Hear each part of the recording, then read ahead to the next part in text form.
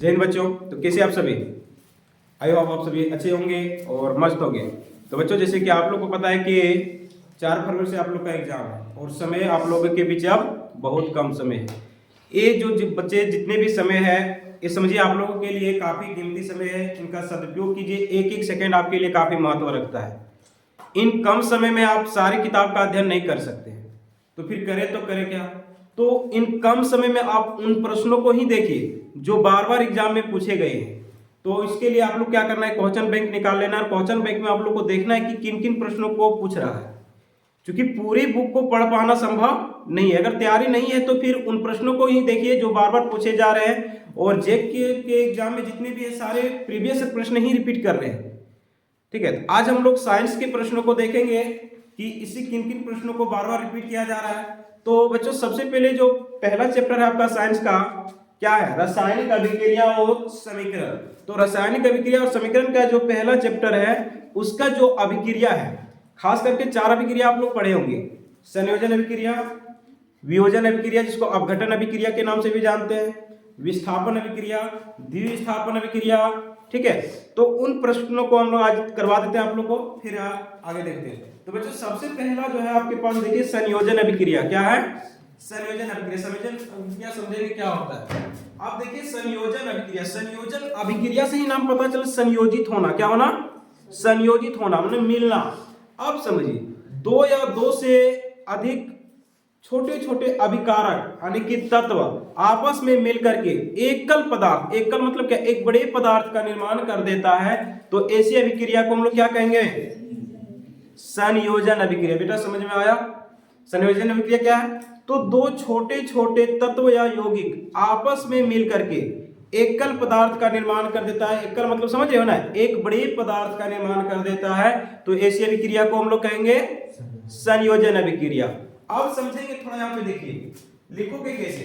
तो जब दो या दो से अधिक छोटे छोटे तत्व या यौगिक आपस में मिलकर के एक नए पदार्थ का निर्माण कर देता है, एक बड़े पदार्थ का निर्माण कर देता है, तो ऐसी अभिक्रिया को हम लोग क्या कहेंगे? संयोजन अभिक्रिया। क्या कहेंगे? संयोजन अभिक्रिया। फॉर एग्जांपल बेटा जैसे समझे कार्बन। क्या है? कार्बन। इसको अगर हिंदी में लिखे तो क्या लिखेंगे? कार्बन। ये आपका किससे मिला? ऑक्सीजन से। यानी कार्बन और ऑक्सीजन दोनों आपस में मिलेगा। कौन कौन मिलेगा? कार्बन और ऑक्सीजन। तो कार्बन और ऑक्सीजन आपस में मिला तो इसके फलस्वरूप क्या निर्मित हुआ? कहोगे सर कार्बन डाइऑक्साइड। क्या निर्माण हो रहा है? Carbon dioxide, carbon dioxide. ये कार्बन डाइऑक्साइड क्या है? गैस है। ठीक है, प्लस क्या बन रहा है? ऊष्मा का निर्माण होगा। अब समझिए बेटा, ये दोनों मिला कौन कौन? कार्बन और ऑक्सीजन। ये कार्बन और ऑक्सीजन आपस में मिल रहे, ये दोनों क्या कहलाएंगे? अभिकारक। क्या होता है? अभिकारक। इसके फलस्वरूप क्या निर्मित हुआ? तो कार्बन डाइऑक्साइड में इसको हम लोग कहते हैं प्रतिफल। क्या कहते हैं? प्रतिफल कहते हैं या फिर उत्पाद कहते हैं ना। आप समझिए, एक प्रश्न बता रहे, इसके साथ कई प्रश्नों का उत्तर आपको हम समझा दे रहे। समझिए, आपसे पूछ लिया जाएगा अभिकारक किसे कहते हैं, पूछा है ना? हाया ना बोलिए ना। तो कई बार पूछा है कि अभिकारक क्या कहते हैं। तो समझिए, हमने पढ़ा रहा है कि संयोजन अभिक्रिया, इसके साथ कई प्रश्नों को क्लियर करते हुए जाएंगे। अभिकारक क्या होता है? तो वह पदार्थ जो किसी रासायनिक अभिक्रिया में भाग लेकर नए पदार्थ का निर्माण कर देता है, तो वह पदार्थ क्या कहलाता है? अभिकारक। अगर इस अभिक्रिया में हम लोग बात करें तो ये कार्बन और ऑक्सीजन ये क्या है? तो अभिकारक है कि नहीं है? बोलो हाँ या ना। तो अगर बेटा इसमें इस प्रकार की अभिक्रिया दे देगा, आपसे पूछेगा इसमें अभिकारक कौन कौन है, तो नहीं बता पाओगे। अभिकारक कौन है? कार्बन और ये ऑक्सीजन। अब इसके फलस्वरूप क्या निर्मित हुआ? तो कहोगे ना कि कार्बन डाइऑक्साइड निर्मित हुआ। ये कार्बन डाइऑक्साइड क्या होगा? प्रतिफल होगा। समझ में आया? अब आपसे पूछ दिया जाएगा कि प्रतिफल से आप क्या समझते हैं, आप तो फिर उत्पाद से आप क्या समझते हैं। तो क्या नहीं जवाब दे पाओगे? तो सीधी भाषा में आप लोग बोलिएगा, किताबी भाषा कभी याद नहीं रखोगे। शर्मा है, बुक है, जितना है सब वहां पे हार्ड लेवल का लैंग्वेज लिखा जाता है। समझे? अपने लैंग्वेज लिखिए। देखिए, जब भी एग्जाम होता है तो क्या पूछा जाता है कि विद्यार्थी यथासंभव अपने शब्दों में उत्तर दे। तो यहाँ पे सीधी भाषा में आप लोग लिखिएगा कि किसी भी रासायनिक अभिक्रिया के फलस्वरूप निर्मित पदार्थ को क्या कहते हैं? प्रतिफल या उत्पाद कहते हैं। बोलो समझ में आया। अब बेटा यहाँ पे देखेंगे हम लोग कि यहाँ पे देखिए तीर निशान दिए होंगे, इधर अभिकारक लिखे होंगे, इधर उत्पाद लिखे हैं। इसको हम लोग संतुलित करते हैं। क्या करते हैं? संतुलित। यहाँ पे देखिए कार्बन कितने हैं? एक। ऑक्सीजन कितना है? इधर बेटा कितना है? कार्बन एक। इधर कितना है? मतलब कहेंगे कि यह समीकरण संतुलित। अगर समीकरण संतुलित करना सीख गए तो 5 नंबर पक्का है, क्योंकि 5 नंबर आपको संतुलित करने से देगा। तो संतुलित करना भी क्यों जरूरी है। अब आपसे पूछ लिया जाता है किसी भी रासायनिक समीकरण को संतुलित करना क्यों आवश्यक है। देखिए हमने शुरू कहां से किया था? संयोजन अभिक्रिया से, ठीक है। तो किसी भी रासायनिक समीकरण को संतुलित करना क्यों आवश्यक है पता है? तो किसी भी रासायनिक समीकरण को संतुलित इसलिए करते हैं क्योंकि द्रव्यमान संरक्षण का एक नियम है, आप लोग पढ़े होंगे। तो द्रव्यमान संरक्षण नियम हमें बताता है कि द्रव्यमान का ना ही हम उत्पत्ति कर सकते हैं और ना ही इसका हम विनाश कर सकते हैं, यानी ये क्या होता है? नियत रहता है, समझे। तो द्रव्यमान संरक्षण के नियम के अनुसार किसी भी रासायनिक अभिक्रिया में अभिकारक के तत्वों का कुल द्रव्यमान, अभिकारक के तत्वों का कुल द्रव्यमान कहने का है बेटा, यहाँ देखिए कार्बन, ठीक है, और यहाँ पे देखिए ऑक्सीजन। तो कार्बन के तत्वों का कुल द्रव्यमान प्रतिफल के तत्वों के कुल द्रव्यमान के बराबर होता है। इसलिए किसी भी रासायनिक समीकरण को संतुलित करना आवश्यक होता है। अगर आपसे पूछ लिया जाए कि किसी भी रासायनिक समीकरण को संतुलित करना क्यों आवश्यक होता है, क्या नहीं बोला, नहीं बता पाओगे, ठीक है। तो समझिए किसी भी रासायनिक समीकरण को संतुलित करना आवश्यक होता है क्योंकि हम जानते हैं कि द्रव्यमान संरक्षण नियम के अनुसार द्रव्यमान का ना ही निर्माण किया जा सकता है, ना ही इसे विनाश किया जा सकता है। इसलिए किसी भी रासायनिक समीकरण को संतुलित करना आवश्यक होता है। लिख लोगे ना? चलिए अब दूसरा हम लोग पढ़ रहे हैं बेटा वियोजन अभिक्रिया। क्या पढ़ रहे हैं? वियोजन अभिक्रिया। वियोजन अभिक्रिया, वियोजन अभिक्रिया, इसी का दूसरा नाम है अपघटन अभिक्रिया। क्या है?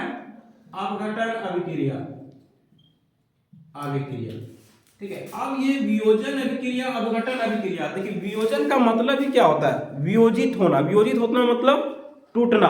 क्या होता है? टूटना। समझ रहे हो? वियोजित का मतलब क्या होता है?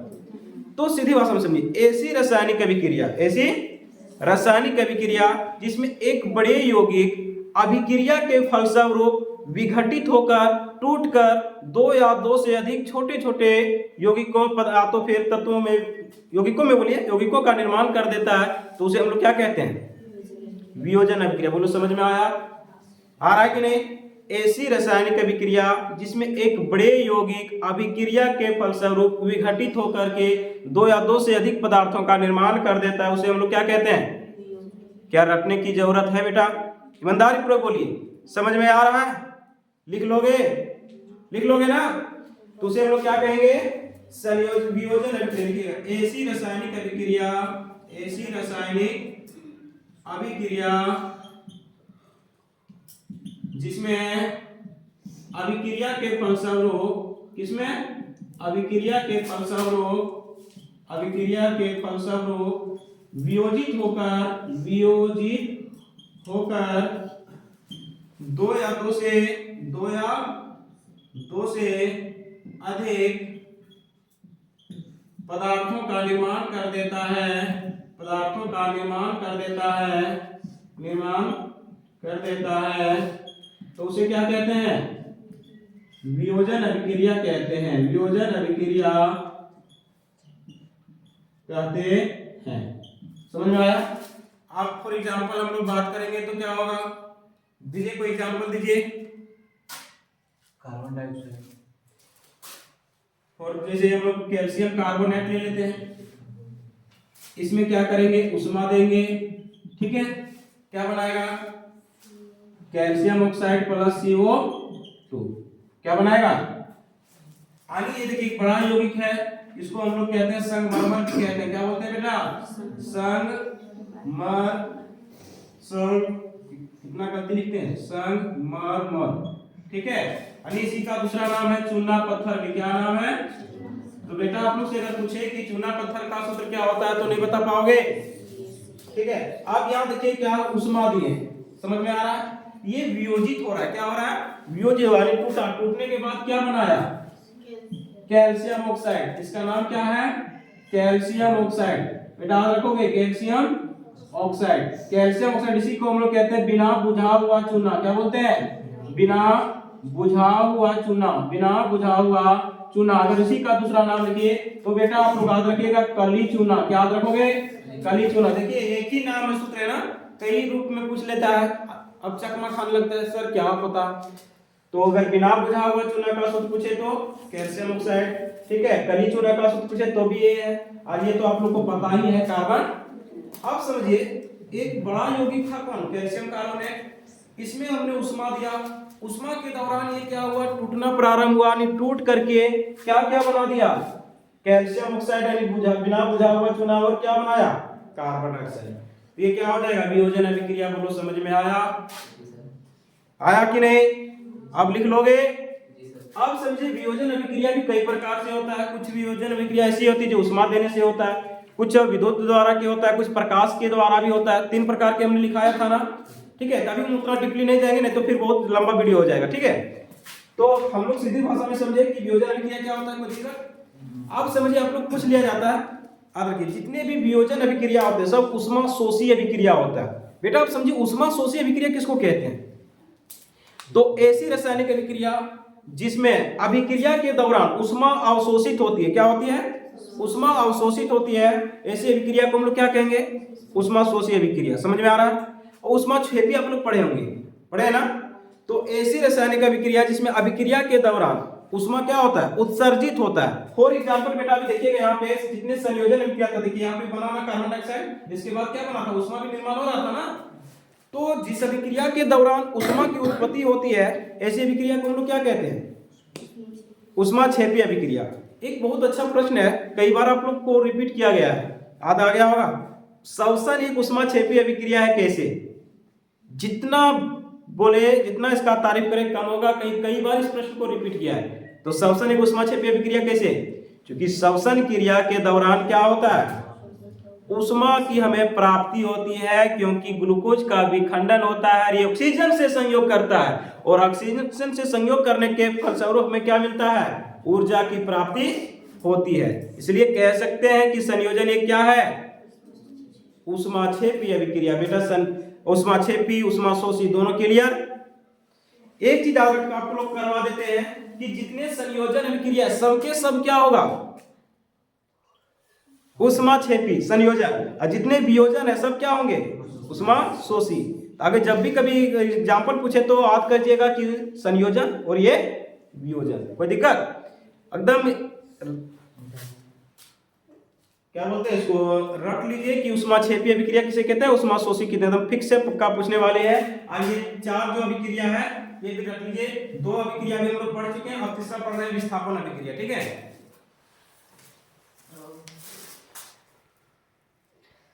देखिए बच्चों अगला प्रश्न है, ठीक है। अगर संयोजन अभिक्रिया आप लोग पढ़ लिए, वियोजन अभिक्रिया पढ़ लिए, तो इससे एक बहुत ही इंपॉर्टेंट प्रश्न बनता है, आप लोग को कई बार पूछा है कि संयोजन अभिक्रिया को वियोजन अभिक्रिया के विपरीत क्यों कहा जाता है। याद रखिएगा। देखिए जो हम बोल रहे हैं उसको थोड़ा ध्यानपूर्वक सुनिए, क्योंकि बोर्ड हमारे पास डिजिटल नहीं है, ठीक है। हो सकता है आसपास आप लोग को दिखाई नहीं दे लिखा हुआ, लेकिन जो बोल रहे हैं उसका सुनिएगा, ठीक है। तो संयोजन अभिक्रिया को वियोजन अभिक्रिया के विपरीत क्यों माना जाता है? तो बेटा संयोजन अभिक्रिया आप लोग पढ़ चुके हैं। क्या होता है कि 2 या 2 से अधिक अभिकारक आपस में मिलकर के एकल पदार्थ का निर्माण करता है, ठीक है। जबकि वियोजन अभिक्रिया में क्या होता है कि एक बड़े अभिकारक, ठीक है, अभिक्रिया के फलस्वरूप टूट करके 2 या 2 से अधिक उत्पादक या तो फिर पदार्थों का निर्माण कर देता है। इसलिए इसको क्या माना जाता है? इसका विपरीत। यानी इसमें क्या होता है बेटा समझिए कि संयोजन अभिक्रिया में 2 या 2 से अधिक अभिकारक आपस में मिलते हैं, यानी 2 छोटा छोटा मिलकर के एक बड़का का निर्माण कर देता है। और वियोजन में क्या होता है? एक बड़का वियोजित होकर टूट करके 2 छोटे छोटे यौगिकों का निर्माण कर देता है। तो समझ में आ रहा है? लिख नहीं पाओगे? संयोजन अभिक्रिया में क्या होता है कि 2 या 2 से अधिक छोटे छोटे तत्व या यौगिक आपस में भाग लेकर के एक बड़ा पदार्थ, एकल पदार्थ का निर्माण कर देता है। जैसे यहाँ पे हम लोग बात कर रहे थे कार्बन और ऑक्सीजन, ये 2 आपस में मिला बेटा तो क्या बना दिया? कार्बन डाइऑक्साइड और उष्मा, ठीक है। अब क्या होता है? इसका विपरीत क्यों माना जाता है? इसमें 2 छोटा छोटा मिला और एक बड़ा बना। इसमें क्या होगा? एक बड़ा यौगिक जो होगा अभिक्रिया के फलस्वरूप विघटित हो जाएगा, और ये 2 छोटे छोटे क्या बनाएगा? यौगिक क्या का निर्माण कर देगा, जैसे कहा ये क्या है CaO कैल्शियम ऑक्साइड। बेटा आपसे पूछ लिया जाता है इस किसका नाम, इस किसका सूत्र है, बिना बुझा हुआ चूना, अभी जस्ट पहले बताया। एक आपसे पूछ लिया जाता है बुझा हुआ चूना, किसका, बुझा हुआ चूना। बेटा बुझा हुआ चूना का क्या सूत्र होता है, CaOH/2। याद रखिएगा, कई बार पूछा गया है, ठीक है। अब इसी का पूछ लिया जाता है कि जब बिना बुझा हुआ चूने को जल के साथ अभिक्रिया कराया जाता है तो किसका निर्माण होता है, तो किसका निर्माण होता है, बुझा हुआ चूना। याद रखोगे। आपसे पूछ लिया जाता है एगो, याद रखिएगा, ये 2-3 फार्मूला जो है काफी बार रिपीट किया गया, एकदम याद रख लीजिए। बुझा हुआ चूना, बिना बुझा हुआ चूना, प्लास्टर ऑफ पेरिस, ठीक है, जिप्सम, विरंजक चूर्ण, इसके बाद क्या बोलते हैं बेकिंग सोडा और धोवन सोडा। ये सब जो 4-5 फार्मूला एकदम याद कर लीजिए, एकदम टपकेगा ही टपकेगा। समझ में आ रहा है।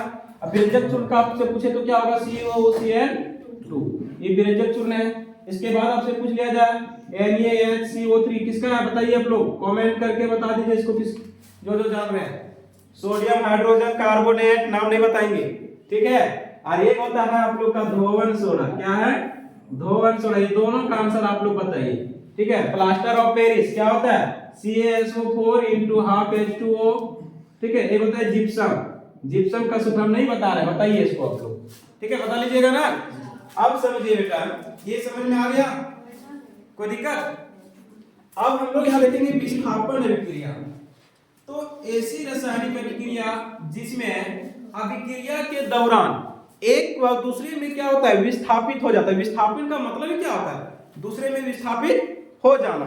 यानी ऐसी रासायनिक अभिक्रिया जिसमें अधिक अभिक्रियाशील तत्व, अधिक अभिक्रियाशील तत्व अपने से कम अभिक्रियाशील तत्वों को क्या कर देता है, विस्थापित कर देता है। तो ऐसी अभिक्रिया को हम लोग क्या कहेंगे, विस्थापन अभिक्रिया। फॉर एग्जांपल समझे बेटा, यहाँ देखिए Fe है, इसको हम लोग आयरन जानते हैं, क्या बोलते हैं, आयरन के नाम से जानते हैं, Fe जिसको लोहा बोलते हैं ना। अब यहाँ देखिए कॉपर सल्फेट, इसका नाम है क्या, कॉपर सल्फेट। अब देखिए ये सल्फेट जो है बेटा किसके साथ में है, कॉपर के साथ में लगा है। यहाँ दोस्ती किया हुआ किसके साथ में, कॉपर के साथ में। आइए फटंगा नियर यहाँ किए है, ये जैसे अभिक्रिया हुआ, अभिक्रिया हुआ देखा नहीं, इससे हमको फायदा नहीं है, इसके साथ में फायदा है क्योंकि इससे अधिक अभिक्रियाशील है, समझे। अब क्या करेगा, ये जो सल्फेट था किसके साथ में जुड़ गया, आयरन के साथ में जुड़ गया और क्या बना दिया, आयरन सल्फेट बना दिया। क्या बनाया, और इसको बेचारा छोड़ दिया। जाइए अब हमेशा एकदम सालों भर दर्दे दिल, ठुकराए दिल का एकदम तड़प रहता रहेगा, है ना। बेटा ये रो रहा है, हमको छोड़ दिया, काहे छोड़ दिया, है ना। इसलिए बोलते बेटा पढ़ लो, कोई किसी का नहीं होता है। जब तक तेरे पास पैसे हैं तब तक तुम इसके दोस्त हो, वही तुम्हारा दोस्त है। इसलिए पढ़ाई करो, समझे। अब समझे यहाँ पे आयरन था के लिए, इस सल्फेट किसके साथ में था, कॉपर के साथ में था। देखा नहीं भैया, इससे में फायदा नहीं है, ये सल्फेट किसके साथ में भिड़ गया, आयरन के साथ में, ठीक है। और इसको फटांगा छोड़ दिया, तुम फटफटाते रहो, समझे। तो ये आयरन सल्फेट निर्माण किया। अब समझे आयरन और एक कॉपर सल्फेट, तो यहाँ देखिए सल्फेट जो है क्या हो रहा है, विस्थापित हो रहा है, इसलिए यह कौन सी अभिक्रिया हो जाएगी, विस्थापन अभिक्रिया। समझ में आया, किसी प्रकार के कोई दिक्कत, लिख लोगे। चलिए अगला प्रश्न बच्चों देखिएगा, यहाँ पे ध्यान दीजिए। अगला जो अभिक्रिया आपके पास में है, ठीक है, द्विविस्थापन अभिक्रिया काफी इंपॉर्टेंट प्रश्न है, अक्सर बच्चे इसमें फंसते हैं। तो द्विविस्थापन अभिक्रिया क्या, द्विविस्थापन, द्वि का मतलब क्या होता है, दो, विस्थापन का मतलब एक दूसरे जगह जाना है।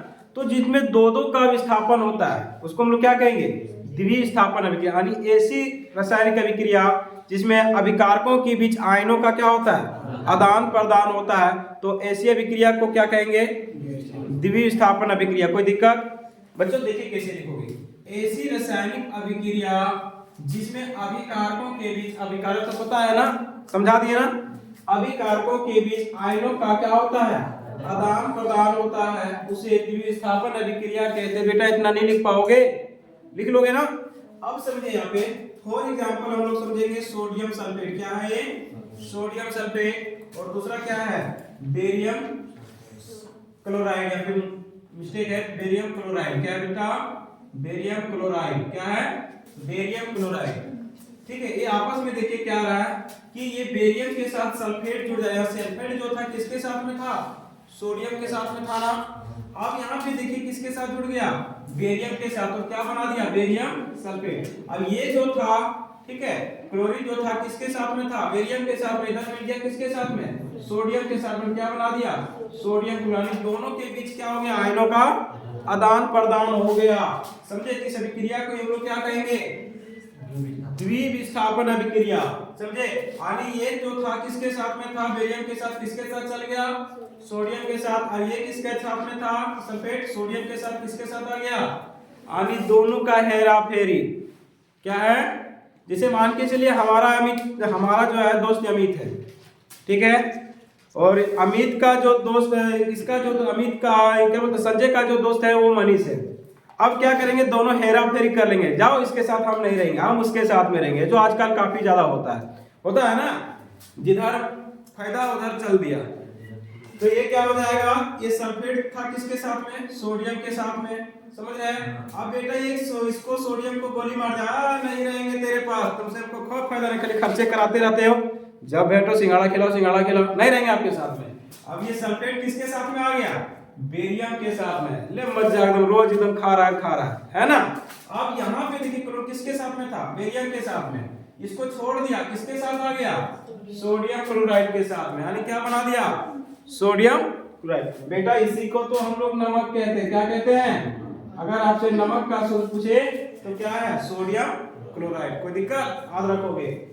तो ये द्विविस्थापन अभिक्रिया लिख लोगे, कई बार पूछ रहा है, ऐसी रासायनिक अभिक्रिया जिसमें अभिकारकों के बीच आयनों का क्या होता है, आदान प्रदान होता है, उसे हम लोग क्या कहेंगे, द्विविस्थापन अभिक्रिया। अब समझिए एक चीज आता है, आप लोग से कई बार पूछा है, उपचयन और अपचयन से आप क्या समझते हैं, क्या नहीं बता पाओगे, अपचयन उपचयन क्या होता है बेटा, समझिए, याद रखोगे, एक ही वर्ड, एक में ऑक्सीजन की वृद्धि, दूसरे में ऑक्सीजन की ह्रास, कमी। तो ऐसी अभिक्रिया जिसमें ऑक्सीजन की वृद्धि हो उसे हम लोग क्या कहेंगे, उपचयन अभिक्रिया। ऐसी रासायनिक अभिक्रिया जिसमें ऑक्सीजन की वृद्धि होती हो उसे हम लोग क्या कहते हैं, उपचयन अभिक्रिया। बोलो समझ में आया, हाया ना, लिख लोगे। फॉर एग्जाम्पल जैसे यहाँ कॉपर है, कॉपर के साथ क्या मिल रहा है, ऑक्सीजन जुड़ रहा है ना, ये क्या बना दिया है, कॉपर ऑक्साइड। क्या बना रहा है बेटा, कॉपर ऑक्साइड, याद रखिएगा, कॉपर ऑक्साइड। कोई दिक्कत, कॉपर ऑक्साइड, ठीक है। अब समझिए, ये कॉपर और ऑक्सीजन आपस में मिला तो क्या बनाया, कॉपर ऑक्साइड। अब ये जो दूध दिख रहा है यहाँ पे, यहाँ दोस्तों को क्यों बैठा दिए, तो पगला गए होगा, बेटा पगलाए नहीं है, संतुलित किए हैं। क्या किए हैं, ये संतुलित क्या होता है, तो हमने अभी जस्ट पहले पढ़ाया कि द्रव्यमान संरक्षण नियम के अनुसार द्रव्यमान का ना हम विनाश कर सकते हैं ना ही इनकी उत्पत्ति कर सकते हैं, ठीक है। ये कहता है द्रव्यमान संरक्षण नियम कि किसी भी रासायनिक अभिक्रिया को, ठीक है, संतुलित करना आवश्यक है, क्योंकि अभिकारक के तत्वों का कुल द्रव्यमान प्रतिफल के तत्वों के कुल द्रव्यमान के बराबर होना चाहिए। देखिए यहाँ पे कॉपर कितना था, अभी छोड़िए इसको, कॉपर एक है ना, चलिए यहाँ पे देखिए कॉपर एक। अब ऑक्सीजन बेटा यहाँ कितना है, यहाँ कितना है, इसको तो दो लाना पड़ेगा ना, तो यहाँ पे दो दे दिए, दो दिए, दोनों साथे में था, दोनों साथे था, कॉपर भी कितना हो गया, तो इधर तो कितना कॉपर कितना है, यहाँ भी दो देना पड़ेगा। अब देखो कि कॉपर दो ऑक्सीजन दो, कॉपर दो ऑक्सीजन दो, बैलेंस हुआ ना, समीकरण संतुलित हुआ कि नहीं। चलिए अब है अपचयन अभिक्रिया। तो ऐसी अभिक्रिया जिसमें ऑक्सीजन की ह्रास होती है, ह्रास नहीं समझ पाए हो बेटा तो समझो कमी।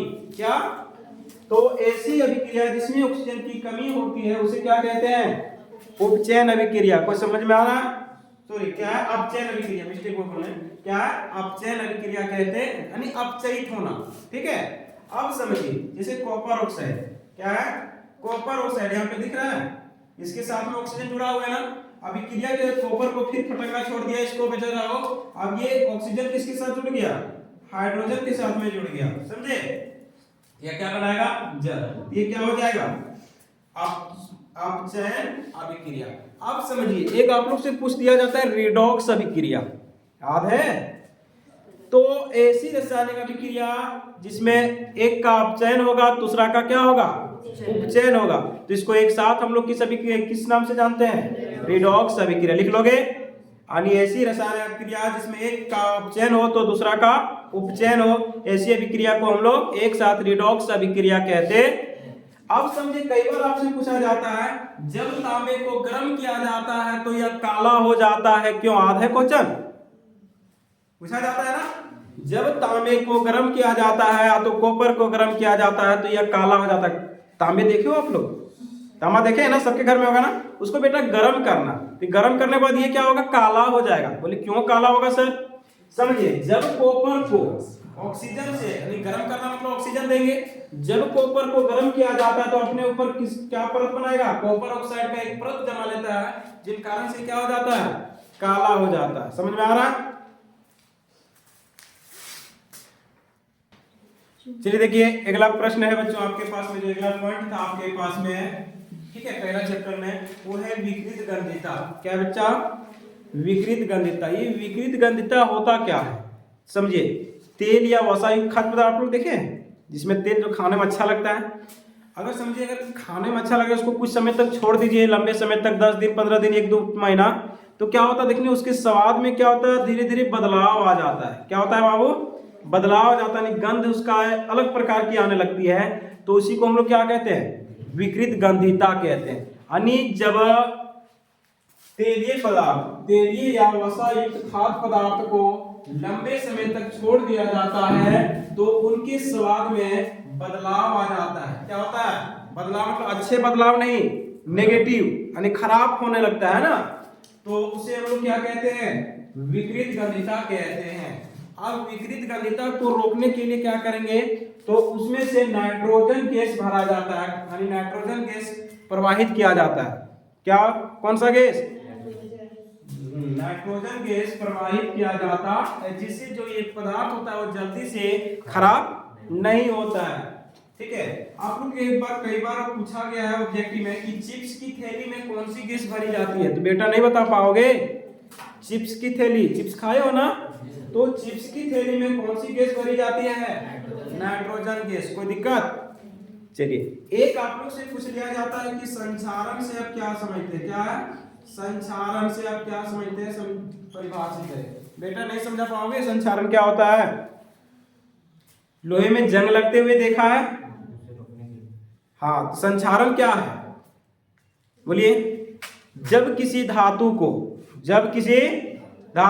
को लंबे समय तक ले नमी या तो वायु में छोड़ दिया जाता है तो क्या होता है, ऑक्सीजन से अभिक्रिया करके क्या होता है बोलिए? हाँ, इसका धीरे संचरण होने लगता है, लेकिन की क्या होती है, नष्ट होने लगती है, तो इसी को हम लोग क्या कहते हैं, संचारण कहते हैं। समझे? जैसे लोहे में जंग लगना, क्या होता है बाबू, लोहे में जंग लगना। लोहे में जब जंग लगता है तो क्या होता है, समझे, कई बार पूछा कि जब लोहे में जंग लगता है तो इसके भार में क्या परिवर्तन होता है, तो जब लोहा में जंग लगता है तो क्या होता है, इसका भार बढ़ जाता है, यानी वृद्धि हो जाती है, लेकिन उनकी जो गुणवत्ता होती है, जो क्वालिटी होती है, उसमें ह्रास होती है। समझे? आप समझे बेटा कि संचारण को रोकने का क्या क्या उपाय है, कैसे है, बता लीजिएगा। इसको आप लोग बताइए कि संचारण को रोकने के क्या क्या उपाय हो सकते हैं, कर लोगे ना? आप लोग देखोगे लोहे की जो खिड़कियां होती हैं उनको हम लोग पेंट करते हैं। क्यों पेंट करते हैं, कई बार पूछा गया है।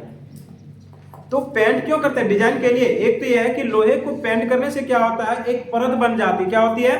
परत बन जाती है, जिसके कारण जो लोहा होता है वो ऑक्सीजन के बीच में संपर्क नहीं हो पाता है, और संपर्क नहीं हो पाएगा मतलब अभिक्रिया नहीं होगी, अभिक्रिया नहीं होगी मतलब ये संचरित नहीं होगी। इसलिए हम लोग लोहे की वस्तुओं को पेंट करते हैं। कई बार इस प्रश्न को पूछा गया है।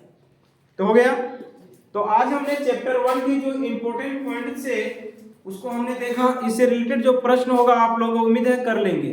ठीक है, हो जाएगा ना?